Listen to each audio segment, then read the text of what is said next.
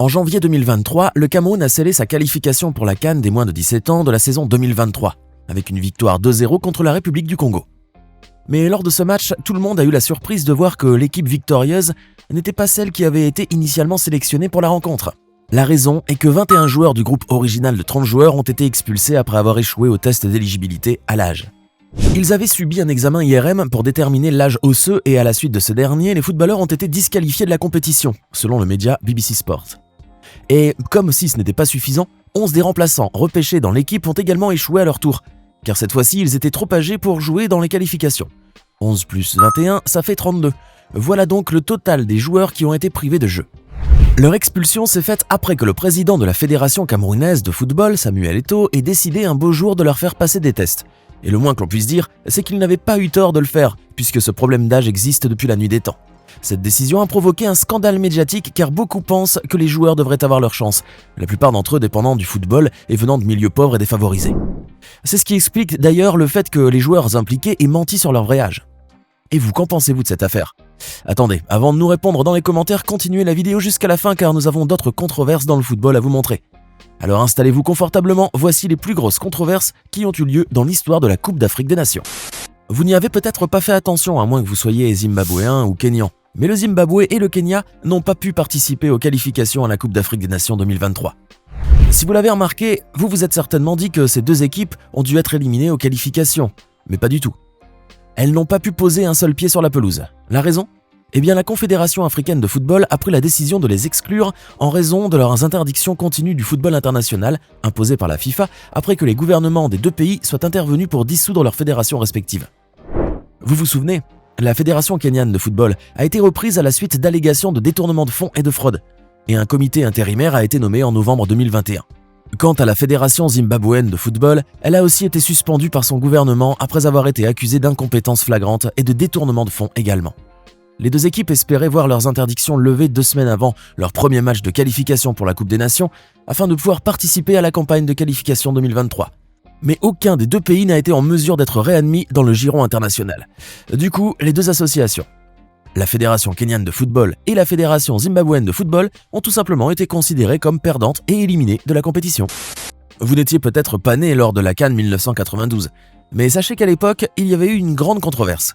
Beaucoup avaient parié que le Ghana gagnerait, mais ont été déçus de le voir perdre sans connaître la cause de cet échec inopiné. Mais nous, on a la réponse. Tony Yeboah, ancien attaquant ghanéen, n'est sorti que récemment de son silence pour révéler pourquoi le Ghana avait perdu la CAN 1992, et pour se confier notamment sur les problèmes en coulisses qui ont entraîné l'échec de l'équipe à annexer la compétition. L'ancien attaquant des Black Stars pense en fait que ses coéquipiers n'ont pas remporté le titre de la Coupe d'Afrique des Nations 1992 en raison de mauvaises décisions avant la finale contre la Côte d'Ivoire, alors qu'ils avaient toutes les chances de gagner. En effet, ils s'étaient inclinés 11-10 au tir au but contre les Éléphants au Sénégal, pays hôte du tournoi de cette année-là. À la suite de la suspension du joueur Abedi Pelé Ayou en demi-finale en raison de ses multiples cartons, l'entraîneur-chef Otto Pfister a reçu l'ordre de remettre le brassard de capitaine à Tony Bafoué. Ce qui a entraîné des répercussions sur le comportement des joueurs et sur leur performance sur le terrain, selon l'ancienne star de Leeds United.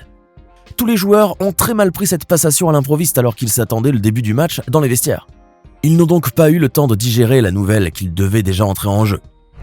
Certains joueurs piliers de l'équipe ont été si perturbés que cela s'est automatiquement répercuté dans leur jeu. Résultat, ils n'auront pas réussi à soulever le trophée.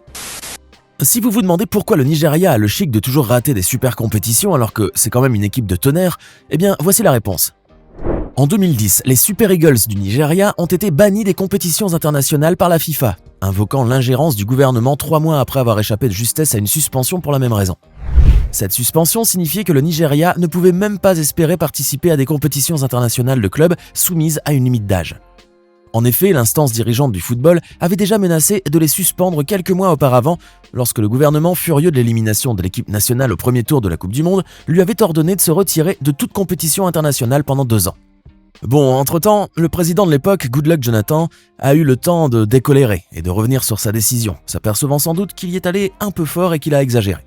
Mais voilà que 3 mois plus tard, la FIFA, qui prône la séparation du football et de l'État, a finalement décidé de suspendre le Nigeria à cause des ingérences extérieures, y compris des actions en justice, et a blâmé le gouvernement pour sa décision de lancer la Ligue nigériane sans relégation de la saison précédente.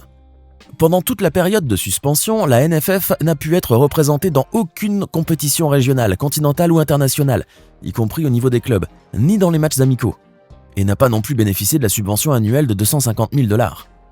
Ce n'est pas une première puisqu'en 1996, le Nigeria avait été interdit par la Confédération africaine de football lorsque le président de l'époque, Sani Abacha, a retiré l'équipe de la phase finale de la Coupe d'Afrique des Nations en Afrique du Sud parce qu'il avait été critiqué par Nelson Mandela pour l'exécution judiciaire d'opposants politiques. En conséquence, le Nigeria a manqué la Coupe des Nations suivante au Burkina Faso en 1998. À trop vouloir faire les têtes dures. Et il semblerait que le Nigeria n'en soit pas à son premier scandale. Déjà en 1984, il était au centre d'une sordide affaire de fraude. Petit retour dans l'histoire. En 2012 est sortie l'interview de l'ancien milieu de terrain algérien Mohamed Chouaib qui a révélé que son pays était de connivence avec le Nigeria dans un scandale de match truqué pour éliminer le Ghana lors de la Coupe d'Afrique des Nations 1984. Pas de quoi en être fier.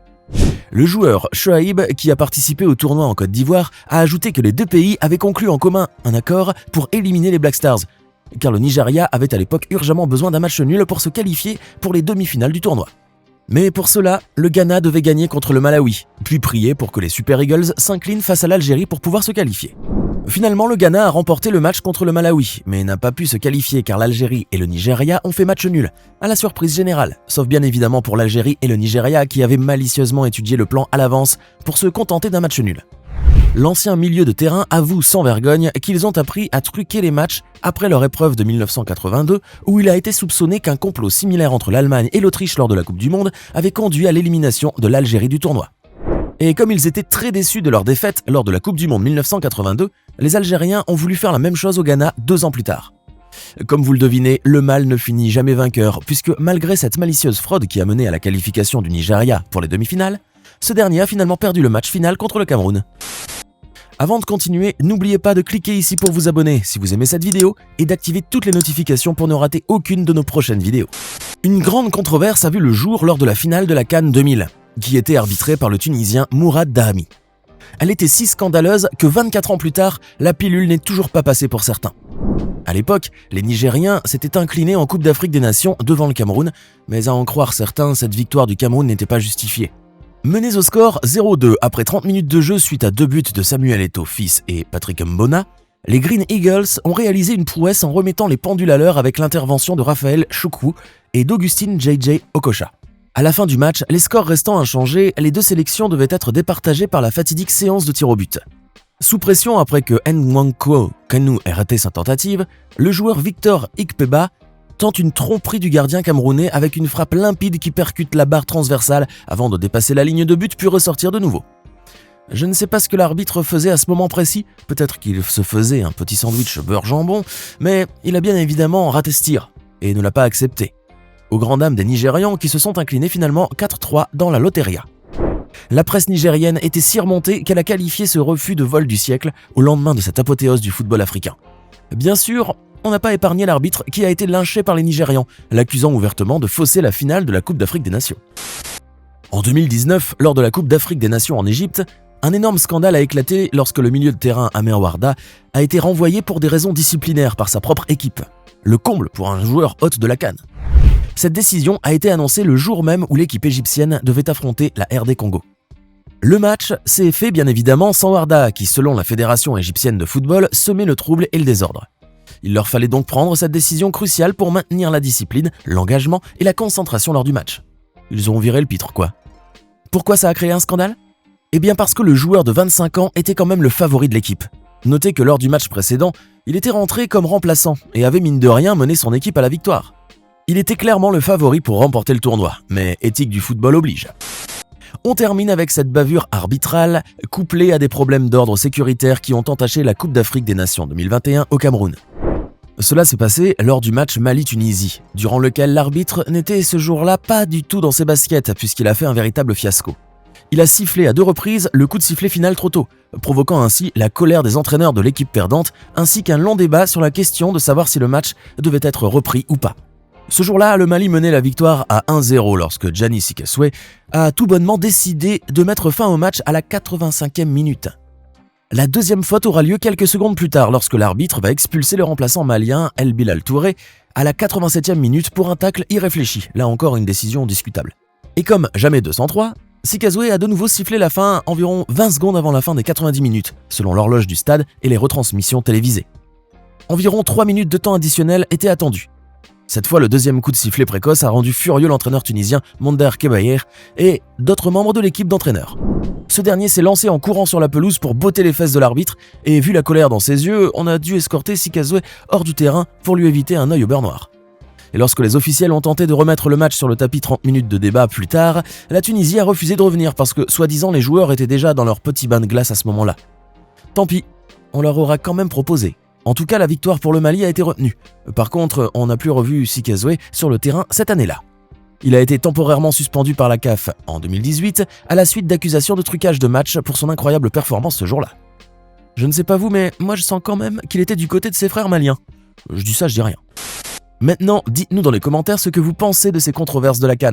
Et n'oubliez pas de cliquer ici pour regarder une autre de nos vidéos.